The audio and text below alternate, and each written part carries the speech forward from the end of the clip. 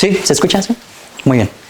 Bueno, pues vamos a iniciar vamos a iniciar ya con la escuela.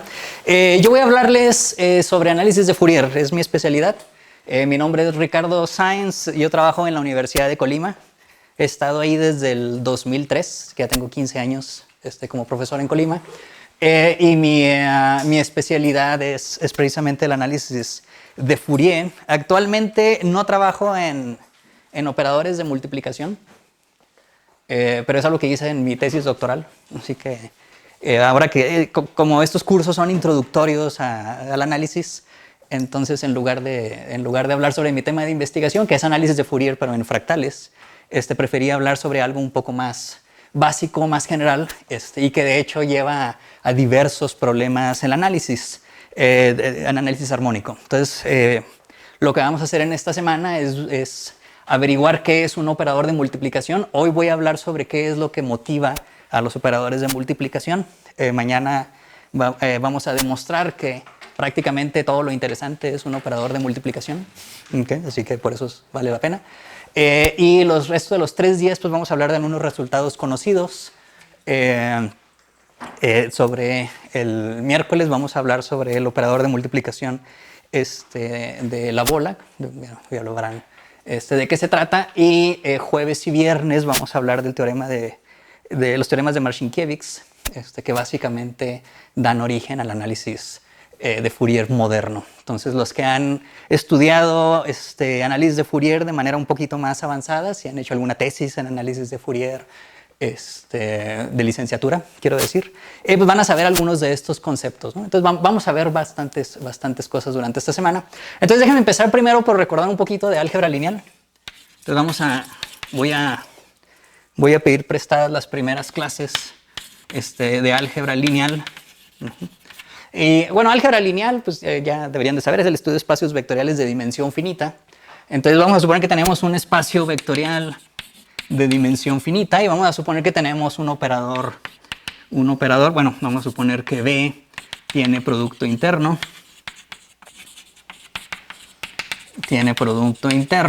¿Ok? Entonces, o sea, algún producto interno, ¿no? Acuérdense que un producto interno pues, es una forma bilineal. Y vamos a suponer que tenemos un operador simétrico en B. ¿Okay? Vamos a suponer que es simétrico. A ver, ¿qué nos dice el teorema espectral? ¿Se acuerdan del teorema espectral?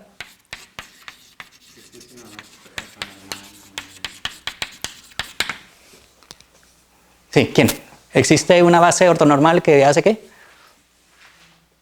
Que tiene una representación diagonal.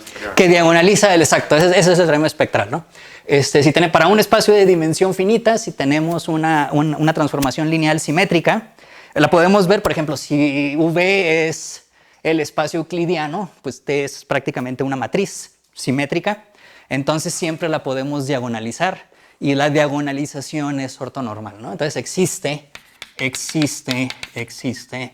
una base ortonormal, vamos a llamarle 1, U2, no sé, vamos a poner que el espacio tiene dimensión D, de eigenvectores, y esta es la gracia, ¿no? O sea, cada uno de estos miembros de la base, pues es un eigenvector. O sea, la manera en que aplica esto, T, es simplemente a cada uno de estos vectores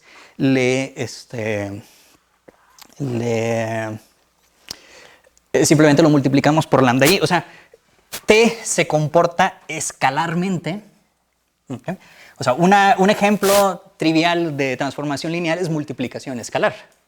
Entonces, obviamente no todas las transformaciones lineales son multiplicaciones escalares, y lo que hace la pregunta de diagonalización es saber si al menos la transformación en ciertas direcciones se comporta como una multiplicación escalar. Lo que me dice el teorema espectral es que si tenemos una transformación simétrica, entonces existe una base en la que en cada dirección de la base esto simplemente es una multiplicación escalar.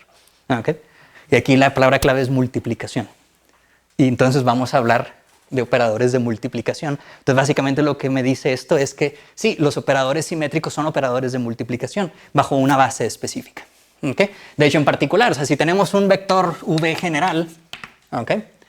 Si tenemos un vector v general, entonces yo lo puedo expresar como una combinación lineal de miembros de la base. ¿Okay? Alfa d ud. Otra vez, cada uno de los coeficientes, como la base es ortonormal, cada uno de los coeficientes pues simplemente es el resultado de tomar el producto interno de b con cada uno de los vectores. Sí, otra vez, esto es álgebra lineal de primer año, ¿no? No estoy diciendo nada. Y entonces lo que hace t cuando lo escribimos en esta base simplemente multiplica cada uno de estos los multiplica por cada uno de los eigenvalores. O sea, básicamente eso es lo que estamos haciendo. Entonces, efectivamente, simplemente estamos multiplicando. Entonces, esto se comporta como multiplicación escalar, solo que, bueno, pueden ser diferentes escalares en cada una de las diferentes direcciones. Entonces, como podemos ver, o sea, básicamente lo que estoy diciendo es que cuando yo tomo el producto interno del efecto de t de b con cada uno de estos vectores, pues básicamente lo único que estoy haciendo es multiplicar por lambda i cada uno de estos. Muy bien. Ahora, el teorema espectral dice algo más, ¿no? Por ejemplo, nos dice que aun cuando B es un espacio vectorial complejo, los eigenvalores de hecho van a ser reales. Y bueno, dice más, ¿no? Pero en realidad lo que me interesa es esto. Lo que me interesa es que un operador simétrico se ve simplemente como multiplicación escalar en cada una de las direcciones dadas por esta base. ¿Okay? Claro que podemos luego ver más cosas, ¿no? Pero, en fin. Bueno, entonces sí recuerdan todos este teorema, ¿no? A través de la primera clase. Si algo aprendieron en su primera clase de álgebra lineal es esto. Además de la definición de espacio vectorial, ¿no? O sea, esto es lo que hay que saber. Bueno, en fin. En general, si nos vamos un poquito, o sea, si hacemos un pequeño salto de dimensión finita a dimensión infinita, entonces necesitamos algunas otras hipótesis. Por ejemplo, si tenemos un espacio de Hilbert, a ver si saben lo que es un espacio de Hilbert. ¿Qué es un espacio de Hilbert? ¿Alguien? Rápido. Un espacio vectorial normado.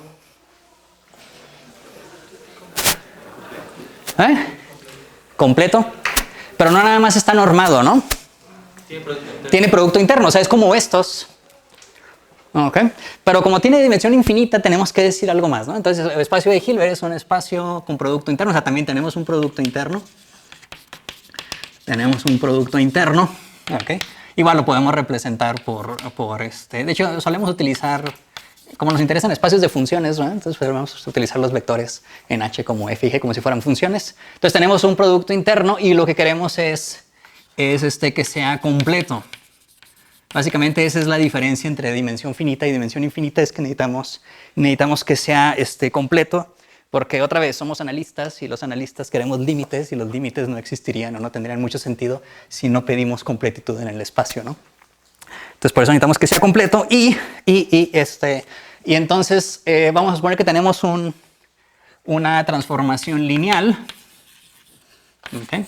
Ahora, a diferencia de dimensión finita, en dimensión finita cualquier transformación lineal es automáticamente continua. En dimensión infinita ya no. Bueno, y de hecho es muy fácil dar ejemplos en los que no. Entonces vamos a suponer que es continua. Continua pues es lo mismo que acotada, ¿verdad? O sea, acotada significa que pues hay una constante, ponerle m, tal que TDF es menor o igual que esta constante por la norma de f. Esto implica continuidad, obviamente, ¿no? Porque como es lineal, pues sí, esto implica que TDF menos TDG pues es menor o igual que m de f menos g, ¿verdad? Así que esto implica continuidad. De hecho, son equivalentes. Es un ejercicio así, es un ejercicio bonito demostrar que estos dos son equivalentes. Y ¿qué más iba a decir? No, nada más. Okay. Y entonces, pues podemos dar la definición de lo que es un operador de multiplicación o un operador diagonalizado. Entonces decimos que entonces vamos a agarrarse a, vamos a llamarle aquí, voy a utilizar FIs. Entonces sea Φ1, Φ2, Φ3. Vamos a ver, aquí hay diversos autores que le ponen diferentes nombres, pero por lo general el nombre estándar es un sistema ortonormal completo. ¿Qué significa eso? ¿Y se acuerdan? Sistema ortonormal completo. ¿Qué significa eso? ¿Sí recuerdan? A ver, alguien que diga. ¿Es una base ortonormal linealmente independiente maximal? No. Lo que pasa es que cuando tenemos dimensión infinita, otra vez hay algo distinto, ¿no? Una base, o sea, la base, digamos, la definición abstracta de base es una colección, como dices tú, maximal de espacios vectoriales independientes, de tal manera que cualquier vector se puede escribir como una combinación lineal de ellos. ¿Okay? Otra vez, en análisis, eso es completamente inútil para nosotros. Entonces necesitamos algo más. ¿Por qué? Porque las bases en espacios vectoriales de dimensión infinita serían gigantescas. ¿Okay? Sin embargo, en espacios de Hilbert completo podemos encontrar la segunda mejor opción. Y la segunda mejor opción son, esto a veces se les llama bases de Hilbert o se les llama bases completas. A mí me gusta el sistema ortonormal completo y básicamente lo que hacen es no maximal en el sentido de independencia lineal, pero sí maximal en el sentido de ortogonalidad. ¿Okay? Y esto básicamente implica que cada vector en el espacio de Hilbert, en este espacio vectorial, se puede escribir, o sea, tiene representación, también igual como una suma, nomás que ahora la suma es infinita. ¿Okay? Entonces ahora tenemos alfa n's, phi n's, y ahora esta es una suma infinita, que obviamente tenemos que decir qué es. Bueno, pues este es el límite. O sea, esto básicamente lo que dice es que el límite de estas series convierte a f en la norma de estos, ¿no? O sea, básicamente lo que dice es que el límite de la norma de tomar los primeros n, esto es 0, ¿no? Esto es cuando la n va a infinito. Eso es lo que significa esto. O sea, podemos escribir cada vector del espacio de Hilbert como una serie de múltiplos de las fienes. ¿De acuerdo? Entonces, no es maximal en el sentido de independencia lineal. O sea, ustedes pueden encontrar cosas que son independientes, linealmente independientes a estas. ¿Okay? Pero aproximadamente en este sentido, o sea, en el sentido que esto va a converger a f, cualquier vector se puede representar de esta forma. ¿De acuerdo? Y estos alfa n's, lo mejor de todo, es que los alfa n's se pueden escribir simplemente como productos internos de estos vectores. ¿De acuerdo?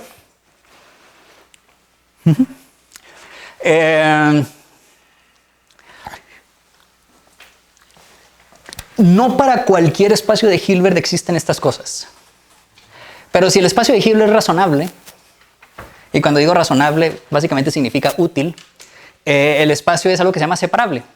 Separable significa que hay un subconjunto contable que es denso en el espacio. O sea que podemos aproximar todos los elementos con un número contable de estos. Entonces eso es equivalente a la existencia de estos. Entonces, el ejemplo típico pues es las funciones integrables, digamos, en el intervalo 0,1. ¿Okay? Y digamos, esta es la razón de ser de toda esta teoría. Si ustedes agarran L2, pues uno puede demostrar que las funciones, aquí cuáles serían, e a la 2pi i nx, estas para cualquier n. Nada más que aquí la n tiene que ir tiene que ir en todos los enteros, nada más a partir de 1. Estas forman un sistema ortonormal completo.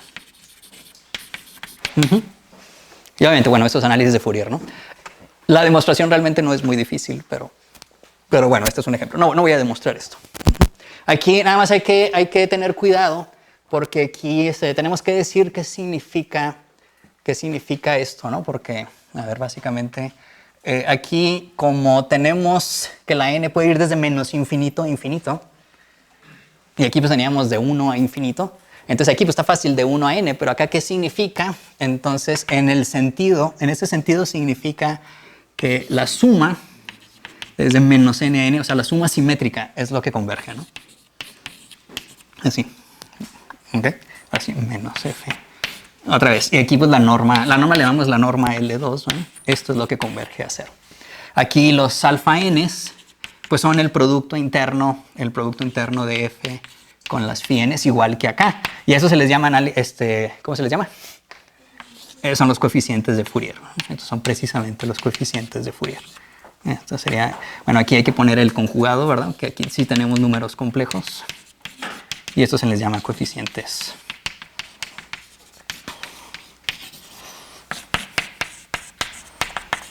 Muy bien. Entonces, digamos, este es el ejemplo, ¿no? Sí. Otra vez. Esta es la razón de ser de todo esto que estamos haciendo. Ahora, muy bien, ¿no? Entonces, ¿cómo se ve un operador de multiplicación en este caso? Pues se ve igual. ¿Okay? Entonces, un operador de multiplicación, en este caso, otra vez se lo pedimos prestado a álgebra lineal. Entonces, decimos que T de h en h, lo podemos decir de otras maneras. Lo podemos decir como está diagonalizado. Está diagonalizado. ¿Ok? O es un operador de multiplicación. Es un operador de multiplicación. ¿Ok? Si pasa exactamente lo mismo que pasa acá. O sea, no solo cuando, bueno, lo acabo de borrar, no solo cuando aplico el operador T a cada uno de los elementos de estas phi n's, o sea, no solo cada uno de estos resulta ser un eigenvector, sino que T, o sea, digamos, el coeficiente de Fourier de cada uno de estos, así, ¿no? Es precisamente lambda n por f d. Pues para números lambda n, ¿no? Aquí otra vez pueden ser complejos o reales. En el caso general, pues son complejos, ¿no? Pero si se fijan aquí en este caso, esto lo podemos ver como T de f. O sea, si f pues es una serie de los alfa n's phi n's, pues entonces T de f lo único que está haciendo es multiplicar cada uno de estos por un número. Ok, vamos a ver. Una pregunta. Sí. ¿Ser un operador de multiplicación solo lo estás definiendo para operadores continuos? Sí, estamos bajo la hipótesis de ser continuo. Sí. O sea, si no es continuo también lo podemos definir así. El problema es que luego, otra vez, no nos va... O sea, sí podemos definir operadores de multiplicación que no son continuos. De hecho, una manera de saber si es continua o no es si es acotada. Y para ser acotada, pues esta sucesión a lambda n. O sea, la sucesión de los lambdas se le llama sucesión de multiplicación. Sucesión de multiplicación, perdón. De hecho, también lo podemos ver como una función, ¿no?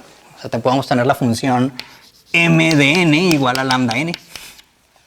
Entonces, a esta función se le llama el multiplicador, ¿no? Es el multiplicador, ¿no? Es el multiplicador. Entonces, la sucesión de multiplicación y a esta lo podemos escribir así. Y bueno, no es muy difícil ver algunas cosas. Por ejemplo, la norma del operador. Otra vez, bajo la hipótesis de que esta es acotada, pues tiene una norma. La norma del operador, pues es el ínfimo de todas las constantes que pueden poner aquí. O sea, la pequeña, de hecho es un mínimo porque la norma es una de estas constantes, algo que se puede demostrar. Entonces, la más pequeña de las constantes que pueden hacer aquí es básicamente la norma. Y no es muy difícil ver que la norma es precisamente el supremo de los valores de esta sucesión. A ver, no quiero que me falte nada, así que tengo aquí algunos apuntes. No es muy difícil ver que T es unitario. T es unitario. ¿Unitario qué significa unitario? ¿Eh? ¿Qué es su qué? Inversa. Su inversa es el conjugado, ¿ok? ¿Y qué otra? Hay muchas equivalencias, ¿no? ¿Qué otra? ¿Es qué? Es una isometría, exacto. Entonces no es muy difícil ver que este es unitario si solo si todos estos tienen valor absoluto igual a 1. De hecho, ese es uno de sus problemas de tarea para hoy. Sí. Ok. También, digo, es para que vean que los operadores unitarios, bueno, en realidad, claro, bajo esta hipótesis, no necesariamente todos los unitarios son de multiplicación. Y luego T es una proyección ortogonal. ¿Qué es una proyección ortogonal?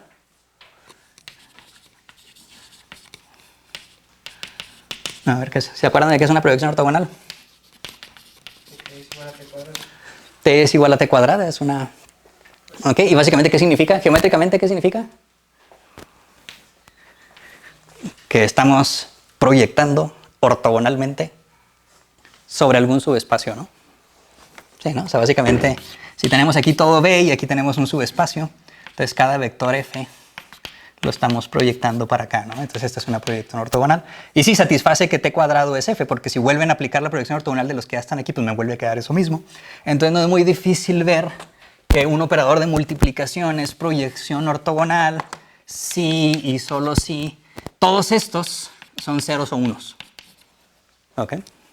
Entonces obviamente va a ser una proyección ortogonal sobre el subespacio generado por los fienes que corresponden a los lambda n igual a 1, ¿no? Y luego los que corresponden al 0, pues va a ser el kernel de la transformación. ¿Okay? Bueno, de hecho estos dos son de tarea para ustedes. Otra vez, están bonitos, nada más hay que checar las definiciones. Ok. Y en el caso en que tenemos el L2, ¿okay? Entonces a eso se le llama un multiplicador de... Entonces vamos a ponerle aquí, si H es L2, igual de un intervalo. Aunque vamos a estar viendo L2 del espacio euclidiano, eso lo vamos a empezar a ver después. Pero en este caso, entonces T es lo que se le llama un multiplicador o un operador de multiplicación. Es un multiplicador de Fourier, ¿no? Y aquí básicamente lo que dice es que el coeficiente de Fourier, ¿okay? T de F, que básicamente es, ¿dónde lo tengo por acá? Es bueno, pues es el coeficiente de Fourier de T de F, pongan T de F aquí, pues simplemente está multiplicado, es el coeficiente de Fourier de F multiplicado por lambda n. Okay. Entonces los multiplicadores pues no son más que la versión en un espacio de Hilbert de pues del teorema espectral. Ahora, todos los operadores simétricos en un espacio de Hilbert tienen una descomposición espectral. Es una buena pregunta, ¿no? Pero bueno, ahí le preguntan a Laura, que Laura se dedicó a estudiar eso en su tesis. En fin, ¿alguna pregunta hasta ahorita? Bueno, entonces un operador de multiplicación es eso. Es un operador que para cierta base tenemos simplemente que actúa multiplicando en cada uno de los elementos. Entonces, antes de terminar, esta clase nada más es de motivación, pero antes de terminar, déjenme decirles cuáles son operadores de multiplicación, digamos, naturales. ¿Okay? Entonces, déjenme darles un ejemplo de un operador de multiplicación. Y para eso quiero hablar de algo que se llama método de sumabilidad.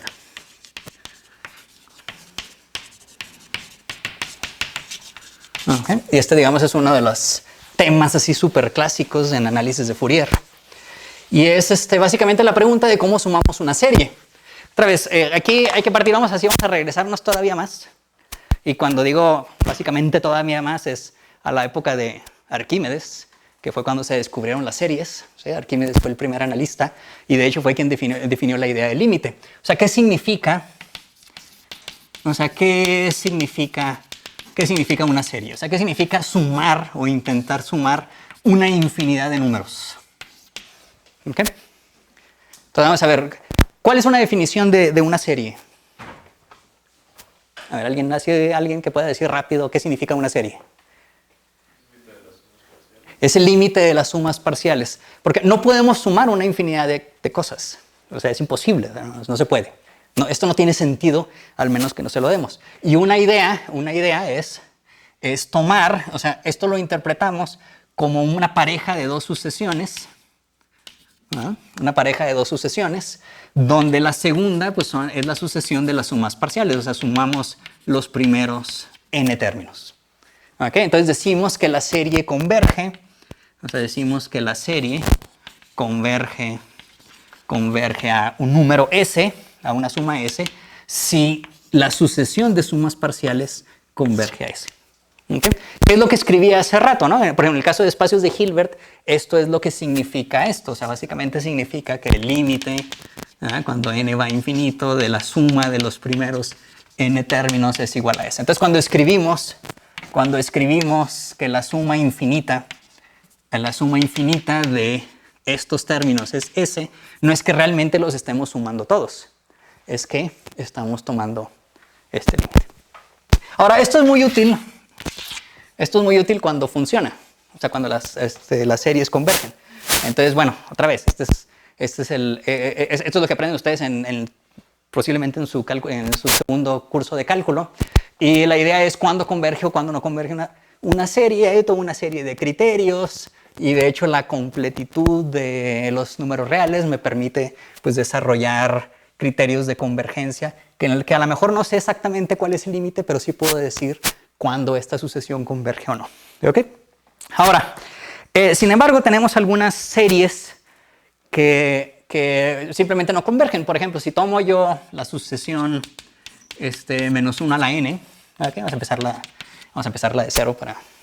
Entonces, pues esta serie no converge. ¿Por qué no? Porque las sumas parciales, pues son 1 menos 1, 1, 0 y luego 1 y luego le sumamos menos 1 otra vez, así. Entonces, pues esto no converge. ¿De acuerdo? Sin embargo, bajo cierto sentido, sí lo podemos sumar de alguna manera. ¿Ok? Y eso es algo que se le ocurrió a varias gente. De hecho, desde la época de Euler, la gente está preocupada en cómo sumar estas cosas. Euler era un maestro para sumar cosas que no tenían sentido y darles algún sentido. ¿Ok? De hecho, hizo tantas cosas que, aunque la mayoría de su trabajo estaba así completamente erróneo, parte que sí estaba bien, pues todavía sobrevive hasta nuestra época. Pero bueno, en fin, era gente que tenía tiempo libre. Entonces, uno puede imaginar de qué otra manera podemos sumar estas cosas. ¿Ok? Y una de las ideas, que ahora le llamamos sumas de Cesaro, o sumabilidad de Cesaro, que es un matemático francés del siglo XIX, que hizo esto de manera un poco más sistemática, es en lugar de considerar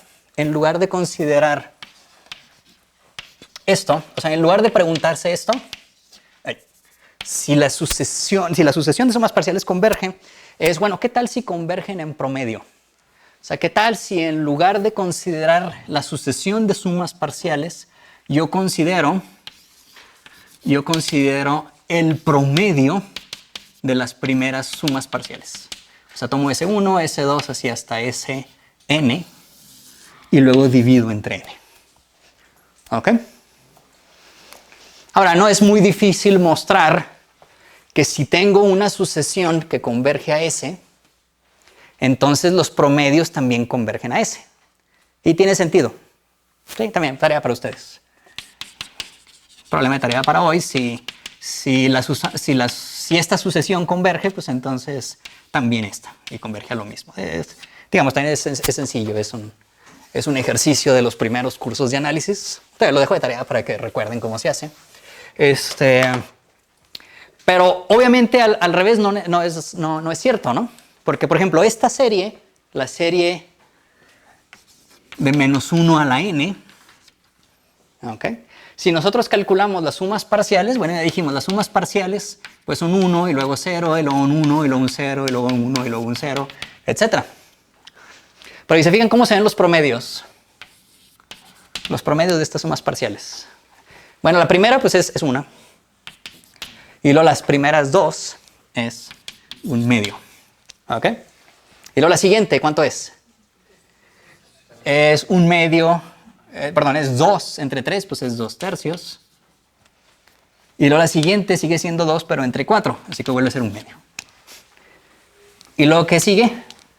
Sigue un 2, 3, ¿verdad? Pero entre 5. Y luego el siguiente vuelve a ser un medio. ¿Ok? Entonces estas oscilan entre qué y qué. Bueno, las primeras son de la forma, a ver, cuando tenemos un número par, pues tenemos la mitad de unos y la mitad de ceros, así que esta suma es un medio, pero cuando tenemos n impar, ¿cómo se ve esto? Tenemos, a ver, si n es impar, pues es de la forma, sí, es de la forma 2k más 1, ¿verdad? Y eso significa que hay k más unos y k ceros, ¿verdad? Así que el promedio es k más 1 sobre 2k más 1. Así que esto me da, a ver, k sería n sobre 2, ¿qué queda? Como n más 1 sobre 2n. Sí, ¿no?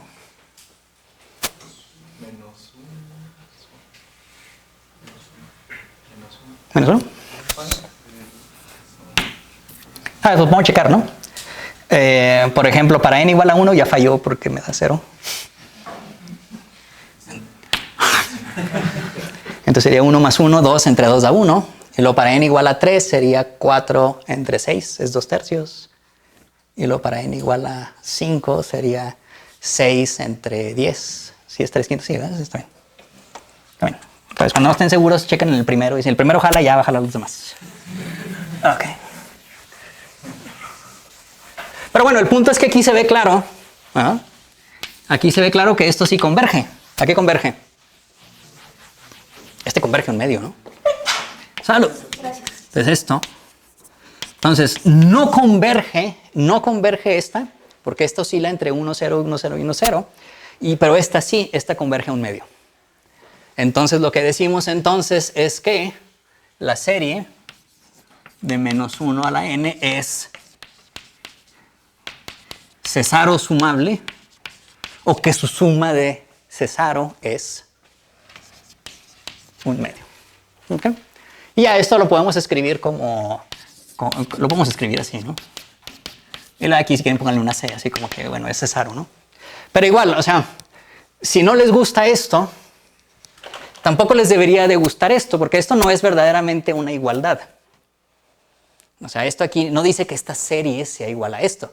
Dice que las sumas parciales convergen a este número. Acá, bueno, acá no estoy diciendo que las sumas parciales convergen a esto, estoy diciendo que las sumas de cesaro son las que convergen a un medio. ¿Okay? Otra vez, no es muy difícil demostrar precisamente por esto, de que si una serie es convergente en el sentido tradicional, entonces es convergente en el sentido de cesaro. ¿De acuerdo? Sí. Ahí pone una C, eso es converge en la notación, ahí ya no sería igual. Es irrelevante. O sea, se lee lo mismo. Sí. No es notación estándar, es nada más.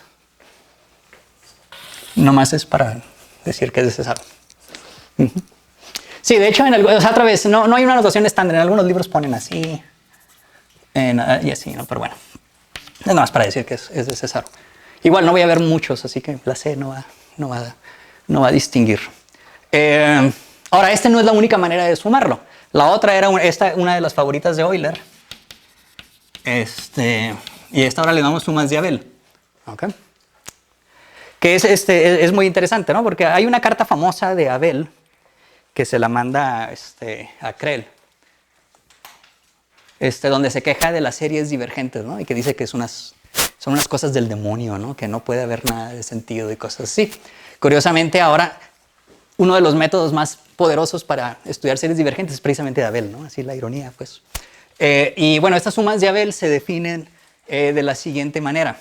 Entonces, lo que hacemos ahora, bueno, aquí la notación suele ser esta. ¿Okay? Entonces, si tenemos una serie, lo que hacemos es consideramos ahora esto. Consideramos ahora la suma. Otra vez voy a empezar aquí desde cero porque es más cómodo.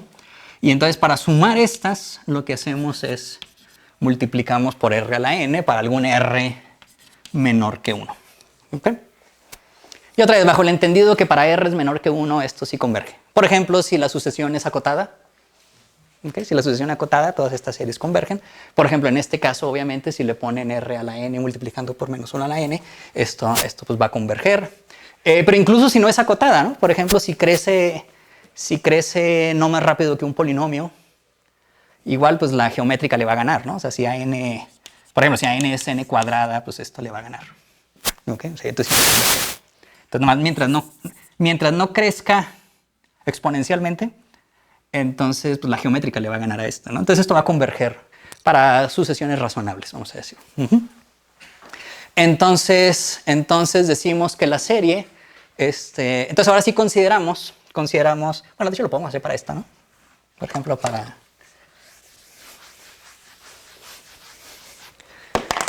la de menos 1, por ejemplo, para la de menos 1 a la n. Entonces vamos a parar la suma desde 0 a infinito de r a la n menos 1 a la n. ¿Okay? De hecho, esta la podemos calcular explícitamente, ¿no? ¿Cuánto es? 1 entre 1 más r. ¿Ok? Entonces lo que hacemos es, a ver, ¿cómo le puedo hacer para sumar esto de esta manera? Entonces lo que puedo hacer es, pues reemplazo la r por 1 y ya tengo la serie original. Entonces así como que tú ni ves de que la quieres, ¿no? Pero eso se le hacía fácil a Euler. O sea, Euler fue el que se le ocurrió eso. Yo voy a sumar esto, le pongo un r a la n y luego ya nomás pongo r igual a 1. Y ya digo que ese es el límite. Y ya me vale si estoy sumando puros enteros y al final me queda una fracción. Porque es lo que pasa acá. ¿Qué pasa cuando pongo el límite cuando r tiende a 1? Obviamente por la izquierda de a r. En este caso, sí, pues es un medio. ¿Okay? Entonces, de hecho, este es el argumento de Euler para decir que esta serie es, de hecho, un medio. ¿Ok? Y esto no estaba muy bien, de hecho, era lo que más se quejaba de Abel. Pero, de hecho, Abel le dio sentido a esto, ¿no? Y, de hecho, uno puede demostrar, por ejemplo, que si tenemos una serie convergente, o sea, si esto converge a S, entonces, claro, aquí es cuando n va a infinito, entonces a R converge también a S. Es una R. Esto es cuando R va a 1. Y esto lo conocemos como el teorema de Abel. ¿Okay? Entonces, la demostración de esto pues también es un ejercicio, o es un teorema que se ve en un curso introductorio de análisis, ¿no? Entonces, también no es muy, muy complicado de demostrar. Se tiene que hacer con un poquito más de cuidado, o sea, es un poquito más difícil demostrar esto que demostrar, ¿dónde lo puse? Esto. O sea, este es un poquito más fácil que aquello. Lo que sí es un poquito más fácil es hacer lo siguiente, y de hecho es tarea para ustedes. ¿Ok? Tarea para ustedes. Si tenemos que las sumas de Cesaro convergen a S, entonces las sumas de Abel convergen a S. ¿Ok? Ahora, aquí lo interesante es uno puede preguntar si estos dos son equivalentes. ¿Ustedes qué creen? ¿Que sí o que no? O sea, es decir, todas las sumas de Cesaro convergentes implican que las sumas de Abel de una serie también son convergentes. O sea, si una serie converge en el sentido de Cesaro, entonces converge o es sumable en el sentido de Abel y al mismo límite. Al revés, ¿ustedes qué creen? ¿Que sea cierto o que no es cierto? ¿Vale? ¿Qué creen? ¿Que es cierto o que no es cierto?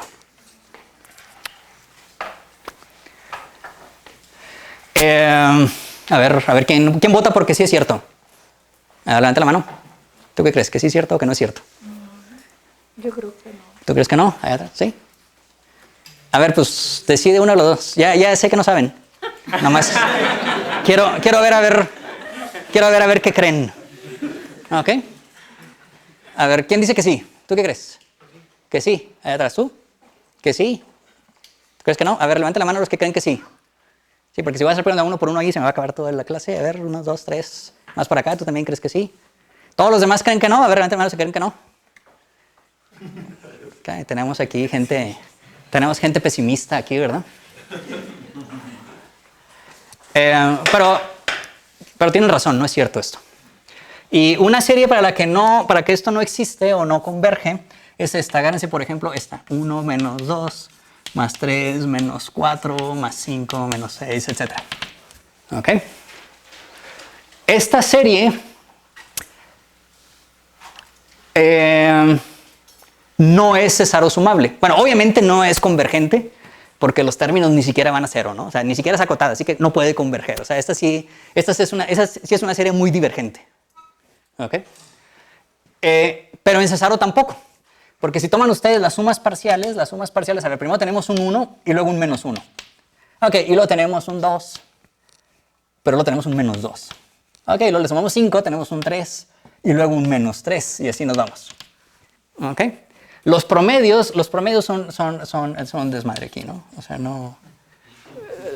sí, de hecho, eso no converge. Y es fácil ver, ¿no? De hecho, podemos calcular algunos, ¿no? O sea, porque fíjense, el primero es 1 y luego es 0 y luego esto es 2 tercios, pero luego otra vez es 0 y luego es 3 quintos, pero luego otra vez es 0. ¿Sí? Entonces, pues no converge, porque si se fijan, tenemos una sucesión que converge un medio, porque de hecho es la misma que hace rato, pero la otra en vez de ser un medio es 0. 0, 0, 0, 0, 0. Entonces esta no converge, ¿no? Entonces no es cesarosumable. Pero sí es Abel sumable. Así que ustedes calculan la serie.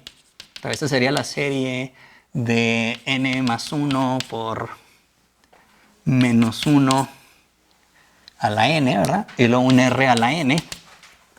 Esta, bueno, no es muy difícil ver que es 1 entre 1 más r al cuadrado. ¿Ok? Entonces, ¿qué pasa cuando r tiende a 1? Esta converge a un cuarto. Así que esta es un cuarto. Y nadie nos puede decir que no. Bueno, sí nos pueden decir que no, pero no tienen razón. En fin. Entonces decimos que esta es Abel sumable. Entonces, no estas, las sumas, o sea, el hecho de que una serie sea Abel sumable no implica que sea cesarosumable. Al revés, sí. Entonces, de hecho, está muy interesante, ¿no? Porque tenemos convergencia, implica sumabilidad de Cesaro, y eso implica sumabilidad de Abel. Obviamente al revés, de hecho ninguna de las tres. O sea, vamos a ver, convergencia tradicional implica Cesaro y esto implica Abel, ¿ok? Y al revés las dos son falsas, o sea, ni esta implica esta ni esta implica esta. Pero por ejemplo, podemos poner alguna hipótesis extra, ¿ok? Una hipótesis extra es, bueno, ¿qué tal si las, por ejemplo, esta, ¿no? ¿Qué tal si sé algo sobre la sucesión a n? ¿Okay? Entonces, por ejemplo, para que sea convergente, mínimo tiene que converger a 0, porque si no converge a 0, pues claro que no es convergente. ¿Okay? Entonces, mínimo tiene que converger a 0. Obviamente hay sucesiones que convergen a 0 y que siguen sin ser convergentes. ¿De acuerdo? Entonces, un resultado muy bonito, que es de Tauber, también de los 1830s, algo así, más o menos, es el siguiente. Si tenemos que las sumas de Abel convergen a un límite S y las ANs convergen a 0, pero convergen a 0 bastante rápido. O sea, si multiplicamos por n, ¿ok? Las ANs, esas siguen convergiendo a 0. Esto lo decimos como que AN es O minúscula de 1 sobre n, ¿no? O sea, converge a 0 más rápido que 1 sobre n. Entonces las sumas parciales también convergen a S. ¿Ok? Y la demostración está chida. Tengo 15 minutos y la puedo hacer en 2. Así que... porque en realidad es una línea. ¿Ok? La demostración. Sí, de hecho cabe aquí. me tengo que venir para acá. Y la idea es, bueno, a lo mejor si quieren poner todos los epsilons y todas las n's dados epsilon, etcétera, a lo mejor les toma 3 líneas. Pero la idea es que cuando comparamos las sumas parciales menos la s, entonces otra vez estas sumas parciales pues son estos términos, ¿no? Hasta la n, déjenme ponerles k aquí. Voy a poner k desde 1, bueno, voy a poner desde 0. Así que la enésima suma parcial va hasta n menos 1, ¿verdad? O le pueden poner n y luego menos s. Entonces esto lo voy a comparar con esto. Entonces aquí tengo un r a la n, bueno, r a la k por acá. Entonces se lo sumamos. Ok, pero de hecho lo voy a sumar todos. Entonces voy a compararla con esto y luego pues me sobran todos los demás, ¿no? O sea, me sobran todos los términos a partir de n. Así, tengo eso. ¿Ok? Bien, entonces vamos a ver, ¿qué podemos decir de estos? Bueno, lo que podemos decir es aquí, bueno, obviamente esto yo lo puedo escribir como la suma de las AKs por 1 menos r a la k, ¿verdad? O sea, esta lo puedo sumar así. Lo puedo sumar como 1 menos r a la k por los AKs, son los valores absolutos. Pero obviamente yo lo puedo factorizar. Entonces me queda 1 menos r. Y luego me queda 1 más r al cuadrado, así hasta la r menos k menos 1. O sea, tengo k términos de potencias de r, todas son menores que 1. Así que simplemente lo puedo comparar con k. ¿Sí? ¿Sí o no? Entonces tengo algo así. Y luego, aquí, bueno, si supongo esto va a 0. ¿Sí? Porque esto simplemente es a r menos s. Entonces cuando r va a 1, pues esto va a 0. Y esta de acá, a ver, ¿con qué la comparo? Esta la puedo comparar, simplemente con, bueno, los AKs van a 0 bastante rápido, ¿verdad? Entonces yo puedo comparar esta con, a ver, vamos a ver, ¿cómo le hago? Puedo comparar los AKs con K, pero K a la K, o sea, esto va a 0, así que yo puedo decir, pues esto es menor que epsilon a partir de n grande. Así que por aquí tengo un epsilon, ¿verdad?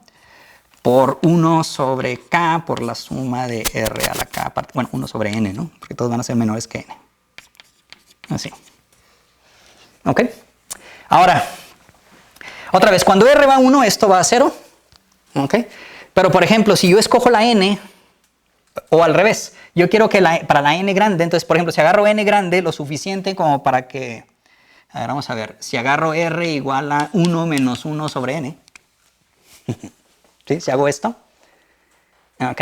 Entonces, por ejemplo, yo sé que esto va a ser chiquito si la r es cercana a 1, entonces digamos la diferencia es menor que delta, o sea, yo quiero que esto sea menor que delta. Entonces, si agarro n suficientemente grande, de tal manera que si la r es esto ya es chiquito, entonces 1 menos r, pues es 1 sobre n.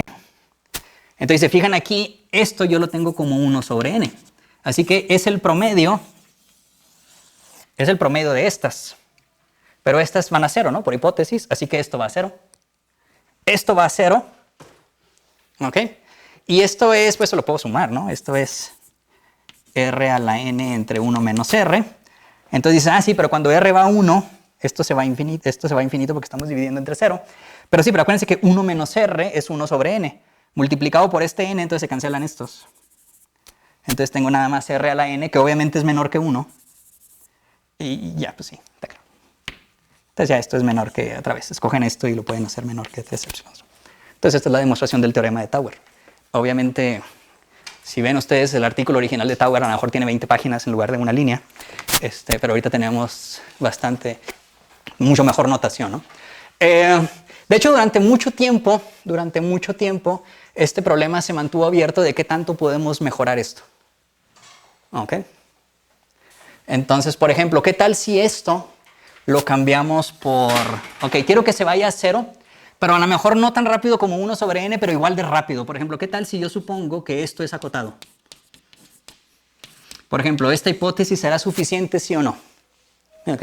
Y durante mucho tiempo, y quiero decir desde los 30 del teorema de Tauber hasta los 20 estuvo abierto, y los que lo demostraron, el que lo demostró fue Littlewood.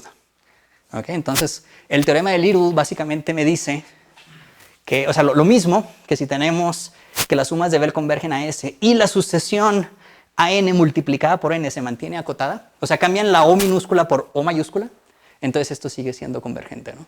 Y es un teorema de 1922 que platica Littlewood que lo resolvió caminando debajo de un puente porque estaba lloviendo y cosas así, que seguramente es bullshit, pero igual Littlewood estaba particularmente orgulloso de este resultado. Pero bueno, en fin. Ok. Ahora, ¿por qué traigo a colación los métodos de sumabilidad? Porque los métodos de sumabilidad resultan ser operadores de multiplicación con respecto a esta serie de números. Por ejemplo, las sumas parciales. Las sumas parciales, pues son la suma de los primeros n términos. ¿Ok? Y si se fijan, pues esto es como multiplicar la sucesión por esta función mn. Otra vez, pónganla para n desde 1 a infinito. Aquí debe ser k. Si quieren poner k. Así, ¿ok? Donde esta mk, pues es un 1 si k es hasta n y es 0 si k es mayor que n. Entonces, si se fijan, simplemente estamos multiplicando acá por un número, que es 1 o es un 0. ¿Ok? Y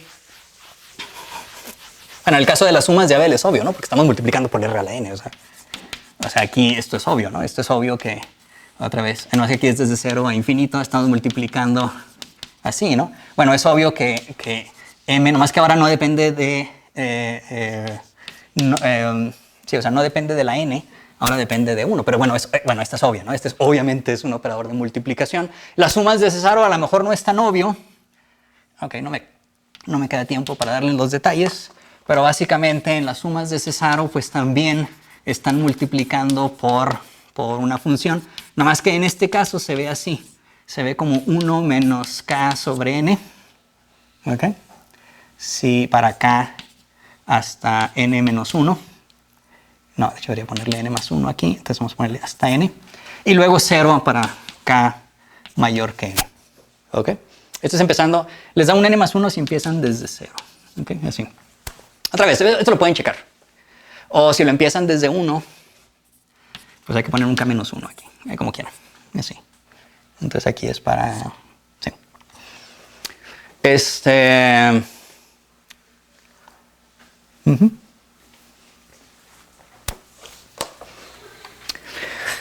Entonces todos estos resultan ser operadores de multiplicación. ¿Ok? De hecho, todos estos satisfacen algo muy cotorro. ¿Qué pasa cuando la n va a infinito aquí? Cuando la n va a infinito, esto converge a puros unos. ¿Sí, verdad? Sí, porque se va haciendo un 1 cada vez más lejos. Entonces, cuando hacemos n, pues esto básicamente se va haciendo esta. Acá, bueno, acá es obvio. Si r va a 1, esto va a 1. Y acá también, porque conforme la n va siendo cada vez más grande, o sea, esto pues se va acercando cada vez más a 1 más lejos. Entonces, todos estos casos son de esa forma. ¿Ok? Entonces yo puedo hacer, para cualquier sucesión que satisfaga, yo puedo inventar mi propio método de sumabilidad.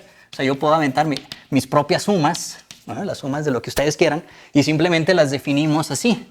O sea, como esta suma, que depende de algún parámetro, ¿no? Le quieren poner n o le quieren poner r o lo que sea. ¿Ok? Y básicamente lo que ustedes quieren es que cuando n vaya a infinito, ustedes quieren que los mnk pues vayan a 1. ¿Ok? Y ahora, ¿esto por qué es útil? Bueno, si nos vamos a las series de Fourier, ¿okay? Si ahora suponemos que los AKs en realidad son coeficientes de Fourier, multiplicados por e a la 2 pi xk, ¿okay? Entonces las sumas parciales, pues bueno, son las sumas parciales de siempre, ¿no? Para k desde menos n hasta n, fk, e a la 2 pi xk. Las sumas de Cesaro pues resultan ser las sumas de Feyer.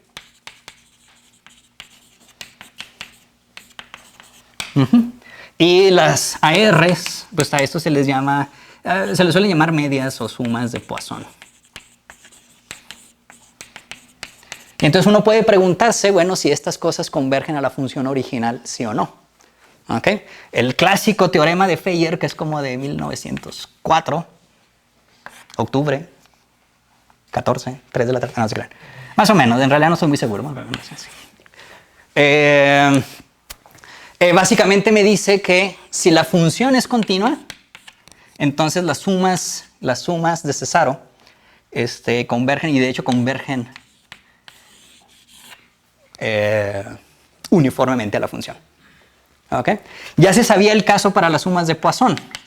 Ahora, otra vez, el método de sumabilidad de Poisson es más fuerte que la de Cesaro. Esto no era una sorpresa, pero Feyer demostró esto, ¿no? Entonces, si se fijan, obviamente en las sumas, o sea, estos son los mismos métodos de sumabilidad cuando multiplicamos por MK. O sea, cada una de las series de Fourier, o sea, esto lo pueden hacer desde menos infinito a infinito, y estas van a estar multiplicadas por un MK. Entonces, todos estos son operadores de multiplicación, y todos los operadores de multiplicación, si son de esta forma, entonces me dan un método de sumabilidad para las series de Fourier, y uno se pregunta si esto converge a F o no. En el caso de las sumas parciales, no tenemos esto. De hecho, hay funciones continuas en las que las sumas parciales no convergen. Pero si lo hacemos, por ejemplo, en L2, todas estas convergen por ortogonalidad. En LP también, para P mayor que 1, y eso lo estaremos discutiendo en el resto de la semana. Entonces, con esto voy a terminar hoy. Gracias.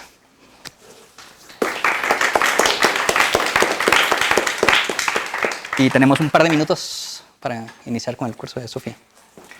Entonces, dejemos las preguntas para ahorita el receso, ¿no?